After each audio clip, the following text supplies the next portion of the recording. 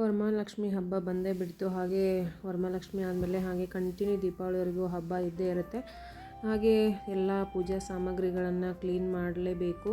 Clean ಮಾಡೋಕ್ಕೆ ನಾನು ಕೆಲವೊಂದಿಷ್ಟು ಈಸಿಯಾಗಿರುವಂಥ ಟಿಪ್ಸನ್ನು ನಿಮ್ಮ ಜೊತೆ ಶೇರ್ ಮಾಡ್ಕೋತಾ ಇದ್ದೀನಿ. Hi everyone, welcome to my channel. ಎಲ್ಲರೂ ಹೇಗಿದ್ದೀರಾ? ಎಲ್ಲರೂ ಚೆನ್ನಾಗಿದ್ದೀರಾ ಅಂತ ಭಾವಿಸ್ತಾ ಎಲ್ಲರಿಗೂ ಮೊದಲಿಗೆ ವರಮಹಾಲಕ್ಷ್ಮಿ ಹಬ್ಬದ ಶುಭಾಶಯಗಳು.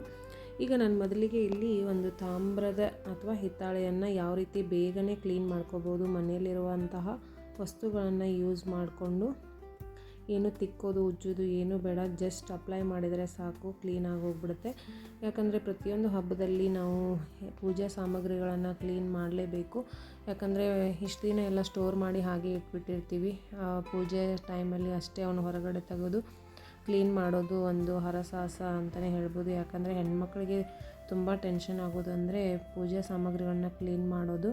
ಅಷ್ಟೇ ಖುಷಿಯಿಂದನೂ ಕೂಡ ಮಾಡ್ತಾರೆ, ಬಟ್ ಟೈಮ್ ತುಂಬ ಹಿಡಿಯುತ್ತೆ. ಅದಕ್ಕೋಸ್ಕರ ನೋಡಿ, ನಾನಿಲ್ಲಿ ಮೊದಲಿಗೆ ಸ್ವಲ್ಪ ಗೋಧಿ ಹಿಟ್ಟನ್ನು ತೊಗೊಂಡಿದ್ದೀನಿ, ಹಾಗೆ ಸ್ವಲ್ಪ ಅರಿಶಿಣ ಪೌಡ್ರು, ಹಾಗೆ ಸ್ವಲ್ಪ ಏನಂದರೆ ಉಪ್ಪನ್ನು ಸೇರಿಸ್ಕೊಂಡು ಅದಕ್ಕೆ ಒಂದು ಲೆಮನನ್ನು ತೊಗೋತಾ ಇದ್ದೀನಿ. ನಿಮಗೆ ಕ್ವಾಂಟಿಟಿ ಜಾಸ್ತಿ ಬೇಕಂದರೆ ಮಾಡ್ಕೊಳ್ಳಿ.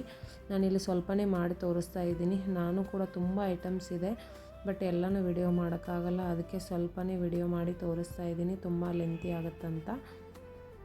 ನೋಡಿ, ಇದಕ್ಕೆ ಸ್ವಲ್ಪ ನೀರು ಹಾಕಿಬಿಟ್ಟು ತಿಕ್ಕಾಗಿ ಅದನ್ನು ಕಲಿಸ್ಕೋಬೇಕು.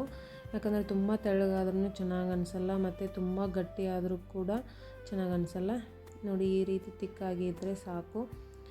ಅದನ್ನು ಜಸ್ಟ್ ಅಪ್ಲೈ ಮಾಡಿದರೆ ಸಾಕು, ಕ್ಲೀನ್ ಆಗಿಬಿಡುತ್ತೆ, ಮತ್ತು ಟೈಮ್ ಕೂಡ ಉಳಿತಾಯ ಆಗುತ್ತೆ. ನೋಡೋಣ ಬನ್ನಿ ಯಾವ ರೀತಿ ಮಾಡೋದು ಅಂತ. ಈಗ ನಾನು ತೋರಿಸ್ತೀನಿ. ಈಗ ಪೇಸ್ಟ್ ಅಂತೂ ರೆಡಿ ಆಯಿತು.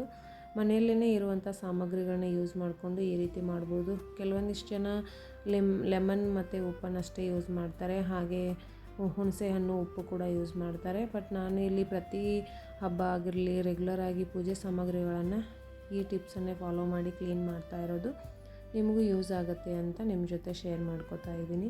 ನೋಡಿ, ಈಗ ನಾನು ಜಸ್ಟ್ ಅದನ್ನು ಅಪ್ಲೈ ಮಾಡ್ತಾಯಿದ್ದೀನಿ ಪೂಜೆ ಕೊಡೋದಕ್ಕೆ.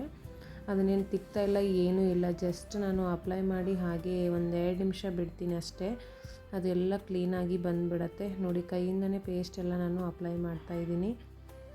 ನಾನೇನು ಅದನ್ನು ತಿಕ್ಕೋ ಥರ ತೋರಿಸ್ತಾ ಇಲ್ಲ, ಸ್ಪಾಂಜದು ಹಿಡಿದು ಏನೂ ತಿಕ್ತಾ ಇಲ್ಲ, ಜಸ್ಟ್ ಅಪ್ಲೈ ಮಾಡಿದರೆ ಸಾಕು, ಕ್ಲೀನಾಗಿ ಬಂದುಬಿಡತ್ತೆ.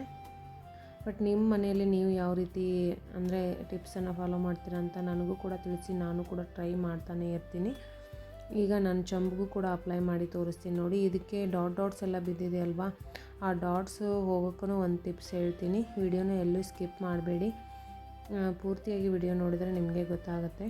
ಮೊದಲಿನ ಕಾಲದಲ್ಲೆಲ್ಲ ಮನೆಯಲ್ಲಿರುವಂಥ ಸಾಮಗ್ರಿಗಳನ್ನ ಯೂಸ್ ಮಾಡಿಕೊಂಡೇ ಪೂಜಾ ಸಾಮಗ್ರಿಗಳನ್ನು ಕ್ಲೀನ್ ಮಾಡ್ತಾಯಿದ್ರು. ಬಟ್ ಈಗೆಲ್ಲ ಕೆಮಿಕಲ್ ಇರುವಂಥ ಪ್ರಾಡಕ್ಟ್ಗಳೆಲ್ಲ ಬಂದಿದೆ ಮಾರ್ಕೆಟಲ್ಲಿ. ಬಟ್ ಮನೆಯಲ್ಲಿ ಇರುವಂತಹ ಅಂದರೆ ಸಾಮಗ್ರಿಗಳನ್ನ ಯೂಸ್ ಮಾಡಿಕೊಂಡು ಕ್ಲೀನ್ ಮಾಡೋದ್ರಿಂದ ನಮಗೂ ಕೂಡ ಖುಷಿ ಆಗುತ್ತೆ, ಮತ್ತು ಬೇಗನೂ ಕ್ಲೀನ್ ಆಗುತ್ತೆ. ನೋಡಿ, ಈಗ ತೊಳೆದ್ಬಿಟ್ಟು ತೋರಿಸ್ತೀನಿ ನಿಮಗೆ ಯಾವ ರೀತಿ ಕ್ಲೀನ್ ಆಗಿದೆ ಅಂತ. ಒಂದು 2 ನಿಮಿಷ ಬಿಟ್ಟು ತೊಳಿಬೇಕಷ್ಟೇ. ನೋಡಿ, ಈಗ ತೊಳಿತೀನಿ. ನೋಡಿ, ಅದೆಷ್ಟೊಂದು ಮೊದಲು ಗಲೀಜಿತ್ತು, ನೀವು ನೋಡಿದಿರಲ್ವ. ಈಗ ನೋಡಿ ತೊಳೆದ್ಮೇಲೆ ಹೇಗೆ ಕಾಣಿಸ್ತಾ ಇದೆ ಅಂತ. ಯಾಕಂದರೆ ಪ್ರತಿಯೊಂದು ಹಬ್ಬಗಳಲ್ಲಿ ಹೆಣ್ಮಕ್ಳಿಗೆ ಪೂಜೆ ಸಾಮಗ್ರಿ ತೊಳೆಯೋದಂದರೆ ತುಂಬ ಕಷ್ಟದ ಕೆಲಸನೇ ಅಂತ ಹೇಳ್ಬೋದು. ಅಷ್ಟೇ ಖುಷಿಯಿಂದನೂ ಕೂಡ ಮಾಡ್ತಾರೆ, ಬಟ್ ಏನಂದರೆ ತುಂಬ ಟೈಮ್ ಹಿಡಿಯುತ್ತಲ್ವ. ಈ ರೀತಿ ಟಿಪ್ಸ್ಗಳನ್ನ ಫಾಲೋ ಮಾಡಿದಾಗ ಬೇಗನೂ ಆಗುತ್ತೆ, ಮತ್ತು ಬೇಗನೂ ಪೂಜೆ ಸಾಮಗ್ರಿ ಆಗಿರ್ಬೋದು, ಹಬ್ಬಕ್ಕೆ ತಯಾರಿ ಆಗಿರ್ಬೋದು ಮಾಡ್ಕೋಬೋದು. ನೋಡಿ, ಈಗ ಕ್ಲೀನಾಗಿ ತೊಳೆದ್ಬಿಟ್ಟು ತೋರಿಸ್ತಾ ಇದ್ದೀನಿ. ಈಗ ಡಾಟ್ ಏನಿದೆಯಲ್ವ, ಅದಕ್ಕೆ ಏನು ಮಾಡಬೇಕಂದ್ರೆ ಮನೆಯಲ್ಲಿ ಇಂಡೋರ್ ಪ್ಲ್ಯಾಂಟ್ಸಲ್ಲಿ ಮಡ್ಡೆಲ್ಲ ಇರುತ್ತಲ್ವ, ಆ ಮಡ್ಡನ್ನು ಅಪ್ಲೈ ಮಾಡ್ಬೋದು. ಅಂದರೆ ಮಣ್ಣನ್ನು ಅಪ್ಲೈ ಮಾಡ್ಬೋದು. ಮಣ್ಣು ಇಲ್ಲ ಅನ್ನೋರು ಈಗ ನಾವು ದೇವ್ರ ಮನೆಯಲ್ಲಿ ಊದುಬತ್ತಿ ಎಲ್ಲ ಹಚ್ಚಿರ್ತೀವಲ್ವ, ಅದರದ್ದು ಬೂದಿ ಎಲ್ಲ ಬಿದ್ದಿರುತ್ತಲ್ವ, ಅದನ್ನು ಕೂಡ ಅಪ್ಲೈ ಮಾಡಿ ಈ ರೀತಿ ತೊಳೋದ್ರಿಂದ ಅದೆಲ್ಲ ಡಾಟ್ಸ್ ಕಲೆ ಎಲ್ಲ ಹೋಗ್ಬಿಡುತ್ತೆ. ನೋಡಿ, ಎಷ್ಟು ಚೆನ್ನಾಗಿ ಕಾಣಿಸ್ತಾ ಇದೆ. ಈ ಟಿಪ್ಸ್ ನಿಮಗೆ ಲೈಕ್ ಆಗಿದ್ದರೆ ನಿಮ್ಮ ಫ್ರೆಂಡ್ಸು ಫ್ಯಾಮ್ಲಿಗೆ ಎಲ್ಲರಿಗೂ ಶೇರ್ ಮಾಡಿ, ಅವ್ರಿಗೂ ಕೂಡ ಯೂಸ್ ಆಗುತ್ತೆ. ಹಾಗೆ ಬೇಳೆ ಸಾಮಾನನ್ನು ಯಾವ ರೀತಿ ಕ್ಲೀನ್ ಮಾಡೋದು ಅಂತ ಶೇರ್ ಮಾಡ್ಕೋತಾ ಇದ್ದೀನಿ. ಮೊದಲಿಗೆ ಆಯಿಲ್ ಇದ್ದರೆ ಸ್ವಲ್ಪ ಬಿಸಿನೀರು ಹಾಕಿಬಿಟ್ಟು ಅದನ್ನು ಕ್ಲೀನ್ ಮಾಡ್ಕೊಳ್ಳಿ. ಇಲ್ಲ ಬಿಸಿನೀರು ಬೇಡ ಅನ್ನೋರು ಒಂದು ಟಿಶ್ಯೂ ಪೇಪರಿಂದ ನೀಟಾಗಿ ಎಲ್ಲ ಆಯಿಲೆಲ್ಲ ತೆಗೆದುಬಿಟ್ಟು, ಈಗ ನಾನಿಲ್ಲಿ ಕೋಲ್ಗೇಟ್ ಪೌಡ್ರ್ ಅಥವಾ ಒಂದು ಕೋಲ್ಗೇಟ್ ಪೇಸ್ಟನ್ನು ತೊಗೊಳ್ಳಿ. ಕೋಲ್ಗೇಟ್ ಪೌಡ್ರ್ ಇದ್ದರೆ ಪೌಡ್ರ್ ಹಾಕ್ಕೊಳ್ಳಿ, ಇಲ್ಲ ಪೇಸ್ಟ್ ತೊಗೊಳ್ಳಿ. ಇಲ್ಲಿ ಪೌಡ್ರ್ ತೊಗೊಂಡಿದ್ದೀನಿ ನಾನು. ಅದಕ್ಕೆ ಸ್ವಲ್ಪ ನೀರು ಹಾಕಿಬಿಟ್ಟು ಅದನ್ನು ಕೂಡ ತಿನ್ನಾಗಿ ಪೇಸ್ಟ್ ಮಾಡ್ಕೋತಾ ಇದ್ದೀನಿ. ಇದನ್ನು ಯಾಕಂದರೆ ಇದು ಡಿಸೈನ್ ಇರೋದ್ರಿಂದ ಪ್ಲೇಟು ಕೈಯಿಂದ ಮಾಡೋಕ್ಕಾಗಲ್ಲ ಅಂತ ಹೇಳಿ ನಾನು ಒಂದು ಬ್ರಷ್ಷಿಂದ ಈ ರೀತಿ ಅದನ್ನು ಅಪ್ಲೈ ಮಾಡ್ತಾಯಿದ್ದೀನಿ. ಸ್ವಲ್ಪ ಹೊತ್ತು ಅಪ್ಲೈ ಮಾಡಿಬಿಟ್ಟು ಮತ್ತೆ ಕೈಯಿಂದ ಕೂಡ ಎಲ್ಲ ಅಪ್ಲೈ ಮಾಡ್ತೀನಿ ಪೇಸ್ಟನ್ನು. ಮತ್ತು ಬೇಗನೂ ಕ್ಲೀನ್ ಆಗುತ್ತೆ, ತುಂಬ ಟೈಮ್ ಏನು ಹಿಡಿಯಲ್ಲ. ಇದು ತಿಕ್ಕೋದೇನು ಅವಶ್ಯಕತೆಯೇ ಇಲ್ಲ. ಜಸ್ಟ್ ಇದ್ರ ಮೇಲೆ ಈ ರೀತಿ ಬ್ರಷಿಂದ ಅಪ್ಲೈ ಮಾಡಿ ಒಂದು 2 ನಿಮಿಷ ಕೈಯಿಂದ ಉಜ್ಜಿಬಿಟ್ರೆ ಕ್ಲೀನಾಗಿ ಬಂದುಬಿಡತ್ತೆ. ಮತ್ತು ಈ ರೀತಿ ಕೋಲ್ಗೇಟ್ ಎಲ್ಲ ಹಚ್ಚೋದ್ರಿಂದ ಏನು ಬೆಳ್ಳಿ ಕರಗಲ್ಲ, ಏನೂ ಆಗಲ್ಲ. ಒಬ್ಬೊಬ್ರು ಹೇಳ್ತಾರೆ ಬೆಳ್ಳಿ ಎಲ್ಲ ಕರಗೋದ್ರೆ ಏನು ಮಾಡೋದು ಅಂತ. ಆ ರೀತಿ ಏನೂ ಇರಲ್ಲ.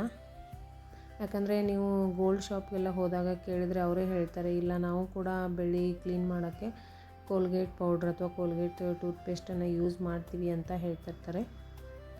ನಾನು ಅವ್ರು ಹೇಳಿದ್ದು ಯಾವಾಗೋ ಒಂದು ಸಲ ಹೇಳಿದ್ದು ನೆನಪಿತ್ತು. ಆವಾಗ ನಾನು ಈ ರೀತಿ ಟ್ರೈ ಮಾಡಿದಾಗ ಕ್ಲೀನಾಗಿ ಬಂತು. ಅದಕ್ಕೋಸ್ಕರ ನಿಮ್ಮ ಜೊತೆ ಈ ವಿಡಿಯೋನ ಶೇರ್ ಮಾಡ್ಕೋತಾ ಇದ್ದೀನಿ.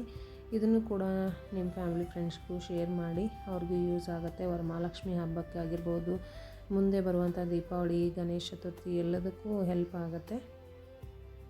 ನೋಡಿ ಈಗ ಎಷ್ಟು ಚೆನ್ನಾಗಿ ಕಾಣಿಸ್ತಾ ಇದೆ. ನಾನೆಲ್ಲ ತೊಳೆದ್ಬಿಟ್ಟು ತೋರಿಸ್ತಾ ಇದ್ದೀನಿ ನಿಮಗೆ. ಮೊದಲು ಯಾವ ರೀತಿ ಇತ್ತು, ಈಗ ಯಾವ ರೀತಿ ಕಾಣಿಸ್ತಿದೆ ನೋಡಿ. ಹಾಗೆ ಇನ್ನು ದೇವ್ರ ಮನೆ ಟೈಲ್ಸ್ ಆಗಿರ್ಬೋದು, ಆಮೇಲೆ ಕಿಚನ್ ಟೈಲ್ಸ್ ಆಗಿರ್ಬೋದು, ತುಂಬ ಗಲೀಜಾಗಿದ್ದರೆ ಒಂದು ಸಿಂಪಲ್ ಆಗಿರುವಂಥ ಟಿಪ್ಸನ್ನು ನಿಮ್ಮ ಜೊತೆ ಶೇರ್ ಮಾಡ್ಕೋತಾ ಇದ್ದೀನಿ. ಇಲ್ಲಿ ನೋಡಿ ನಾನೀಗ ಟೈಲ್ಸ್ ಕೆಳಗಡೆ ಎಲ್ಲ ಗಲೀಜಾಗಿದೆ, ಮೇಲ್ಗಡೆ ಎಲ್ಲ ಒರೆಸ್ಕೋತಾ ಇದ್ದೆ ಪದೇ ಪದೇ. ಅಷ್ಟೊಂದು ಏನು ಗಲೀಜಾಗಿಲ್ಲ, ಬಟ್ ಕೆಳಗಡೆ ಸ್ವಲ್ಪ ಗಲೀಜಿತ್ತು. ಅದನ್ನು ಯಾವ ರೀತಿ ಕ್ಲೀನ್ ಮಾಡ್ತಾಯಿದ್ದೀನಿ ಅಂತ ನಿಮ್ಮ ಜೊತೆ ಶೇರ್ ಮಾಡ್ಕೋತಾ ಇದ್ದೀನಿ. ಇಲ್ಲಿ ನೋಡಿ ಸ್ವಲ್ಪ ಅಡುಗೆ ಸೋಡಾನ ಹಾಕ್ಕೊಂಡಿದ್ದೀನಿ. ಹಾಗೆ ಇದಕ್ಕೆ ಸ್ವಲ್ಪ ಲಿಕ್ವಿಡ್ ಹೈಡ್ರೋಜನ್ ಪೆರಾಕ್ಸೈಡ್ ಅಂತ ಎಲ್ಲ ಶಾಪಲ್ಲಿ ಸಿಗುತ್ತೆ. ಇದು ತುಂಬ ಬೇಗನೆ ಕ್ಲೀನ್ ಆಗುತ್ತೆ. ಇದಕ್ಕೆ ತುಂಬ ಪ್ರೈಸ್ ಏನಿಲ್ಲ, ಒಂದು 30 ರೂಪೀಸ್ ಇರ್ಬೋದು ಅಷ್ಟೇ. ಈ ರೀತಿ ಅದನ್ನು ಹಾಕ್ಕೊಂಡು ಪೇಸ್ಟ್ ಥರ ಮಾಡ್ಕೊಳ್ಳಿ. ಇಲ್ಲ ನಿಮಗೆ ಸ್ಪ್ರೇ ಮಾಡಬೇಕಂದ್ರೆ ಜಾಸ್ತಿ ನೀರು ಹಾಕ್ಕೊಂಡು ಅದೆಲ್ಲ ಸೋಡಾ ಕರಗಿಸ್ಬಿಟ್ಟು ಒಂದು ಬಾಟಲ್ ಸ್ಪ್ರೇನಲ್ಲಿ ಹಾಕ್ಕೊಂಡು ಸ್ಪ್ರೇ ಮಾಡಿ ಕ್ಲೀನ್ ಮಾಡ್ಕೋಬೋದು. ಬಟ್ ನಾನಿಲ್ಲಿ ಸ್ವಲ್ಪ ಇದೆ ಅಂತ ಈ ರೀತಿ ಪೇಸ್ಟ್ ಮಾಡಿಕೊಂಡು ಅದನ್ನು ಟೈಲ್ಸ್ ಮೇಲೆಲ್ಲ ನೋಡಿ ಈ ರೀತಿ ಅದನ್ನು ಸ್ಪ್ರೆಡ್ ಮಾಡಬೇಕು. ಸ್ಪ್ರೆಡ್ ಮಾಡಿ ಒಂದು 5 ನಿಮಿಷ ಬಿಟ್ಟರೆ ಸಾಕು, ತುಂಬ ಕ್ಲೀನಾಗಿ ಬಂದುಬಿಡುತ್ತೆ. ಏನು ಉಜ್ಜೋದು ಏನು ಬೇಡ. ಆಮೇಲೆ ಇದು ಆಯಿಲಿ, ಆಮೇಲೆ ಜಿಡ್ಡು ಕಲೆ ಇದ್ದರೂ ಎಲ್ಲ ಕೂಡ ಕ್ಲೀನ್ ಆಗಿಬಿಡುತ್ತೆ. ಹಾಗೆ ಬಾತ್ರೂಮ್ ಟೈಲ್ಸ್ಗೂ ಕೂಡ ನೀವು ಇದನ್ನು ಯೂಸ್ ಮಾಡ್ಬೋದು. ಆಮೇಲೆ ಈಗ ಹ್ಯಾಂಡ್ ವಾಶ್ ಎಲ್ಲ ಮಾಡಬೇಕಾದ್ರೆ ಅಲ್ಲಿಯೂ ಎಲ್ಲ ಗಲೀಜಾಗಿರುತ್ತಲ್ವ, ಆಮೇಲೆ ಟ್ಯಾಪ್ಗೆಲ್ಲ ಯೂಸ್ ಮಾಡ್ಬೋದು. ತುಂಬ ನೀಟಾಗಿ ಕ್ಲೀನಾಗಿ ಬಂದುಬಿಡತ್ತೆ. ನಾನಿಲ್ಲಿ ದೇವ್ರ ಮನೆ ಆಮೇಲೆ ಕಿಚನ್ಗೆ ಇದನ್ನೇ ಯೂಸ್ ಮಾಡ್ತಾ ಇರೋದು. ಮೊದಲಿಂದನೂ ಇದೇ ಟಿಪ್ಸನ್ನು ಫಾಲೋ ಮಾಡ್ಕೋತಾ ಬಂದಿದ್ದೆ. ಅದಕ್ಕೆ ನಿಮ್ಮ ಜೊತೆನೂ ಕೂಡ ಇದನ್ನು ಶೇರ್ ಮಾಡ್ಕೋತಾ ಇದ್ದೀನಿ. ಒಂದು ಕಾಟನ್ ಬಟ್ಟೆಯಿಂದ ಅಥವಾ ಒಂದು ಈಗ ವೈಪ್ಸಿಂದ ಕೂಡ ಇದನ್ನು ಕ್ಲೀನ್ ಮಾಡಿ ಎಷ್ಟು ಚೆನ್ನಾಗಿ ಕಾಣಿಸುತ್ತೆ ಅಂತ ನಿಮಗೆ ಗೊತ್ತಾಗುತ್ತೆ. ಇದು ನಿಮಗೆ ತುಂಬ ಇಷ್ಟ ಆಗುತ್ತೆ ಅಂತ ಅನ್ಕೋತೀನಿ. ಹಾಗೆ ನಿಮ್ಮ ಫ್ಯಾಮಿಲಿ ಫ್ರೆಂಡ್ಸ್ಗೂ ಕೂಡ ಶೇರ್ ಮಾಡಿ.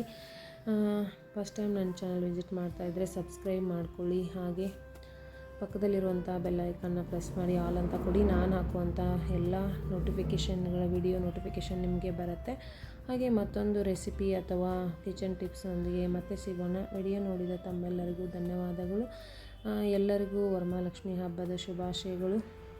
ಮತ್ತೆ ಸಿಗೋಣ. Take care. Bye bye everyone. Thank you so much.